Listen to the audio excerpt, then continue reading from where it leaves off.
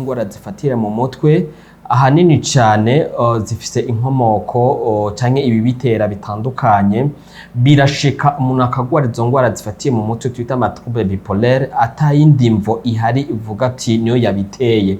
Hariho rero nimvo zishobora gutuma umuntu ashobora kugwara izo ngwara zo mu mutwe twita trouble bipolaire, nk'akarorero hari amafacteur twita facteur biologique génétique bisigura ko abari inkomoko y'umuryango, habaho ivyo twita neurotransmetteurs duce two mu bwonko ku buryo muri famille hari iyo genetique ayo magene afise neurotransmetteurs ari susceptible ashobora kugwara izo ngwara zo mu mutwe twita trouble bipolaire, bashobora gushika umwe mu bakomoka muri uwo muryango ashobora kugira ico kibazo c'izo ngwara zo mu mutwe.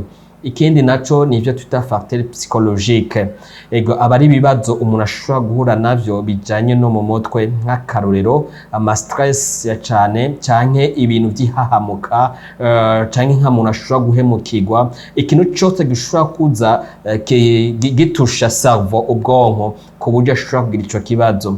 Ibindi navyo nivyo twita ama facteurs environnementaux, donc ni bijanye n'ibidukikije canke ubuzima bwa misi yose ivyo duhura navyo. Rero ahanini cyane usanga umuntu yarakomeye mugabo bivanye n'izo mvo zitandukanye n'imibereho ya misi yose n'ibidukikije, umuntu agashobora kugwara izo ngwara zo mu mutwe twita trouble bipolaire. Rero umugwayi afise iyo ngwara ashobora kugaragaza bimwe mu bimenyetso bikurikira. Umugwayi afise iyo ngwara yamana aragira comportement iri étrange, iri bizarre, ashobora kugaragaza inyifato itameze neza, akagira agressivité, akaba ari umuntu wabonye wose agomba donc ko bashamirana, aguma ari aggressif, aguma kugira nka comportement y'igikoko.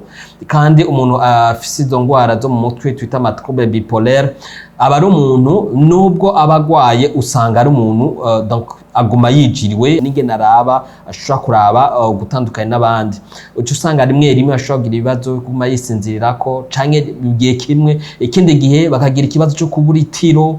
Biva n'amatohoza yakozwe boneka ko abantu bagwaye ingwara zo mu mutwe twita trouble bipolaire hafi ibice 25% bashobora kugira tentative yo kwiyahura, nk'akana cyane nk'abantu bashobora guca bafata ibiyayura mutwe.